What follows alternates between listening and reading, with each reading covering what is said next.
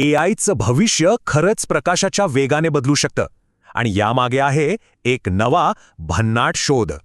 तर आजचं एआय खूप पॉवरफुल आहे, पण त्याच्या क्षमतेला काही गोष्टी अडवत आहेत. मोठ्या मॉडेल्सना ट्रेन करायला हजारो जीपीयू लागतात. यात प्रचंड वीज खर्च होते आणि वेगही कमी होतो.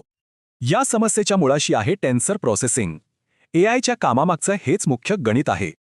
पण विचार करा, हीच सगळी गणितं जर प्रकाशाच्या एका फ्लॅशमध्ये झाली तर? संशोधकांनी हेच करून दाखवलंय. आल्टो युनिव्हर्सिटीची ही नवी फोटॉनिक सिस्टम इलेक्ट्रॉनिक चिप्सचे अडथळे पूर्णपणे दूर करते.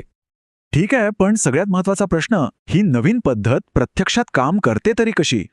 हाताने लिहिलेले अंक ओळखण्याच्या एआय टेस्टमध्ये ह्या सिस्टमने 94% जास्त अचूकता दाखवली. आणि इतकंच नाही, कपडे ओळखण्यासारख्या किचकट कामातही ही सिस्टम यशस्वी ठरली. आता खरी गंमत बघा, याची कार्यक्षमता 1 जूलमध्ये 2 अब्जांपेक्षा जास्त ऑपरेशन्स.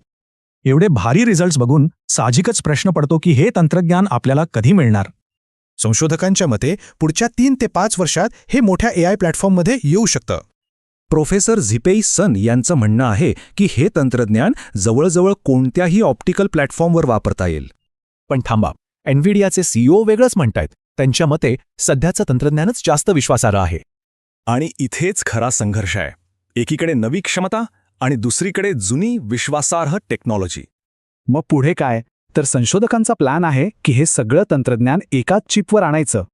म्हणूनच हा विचार करायला लावणारा प्रश्न आहे, एआयचं भविष्य खरंच प्रकाशाने लिहिलं जाणार का?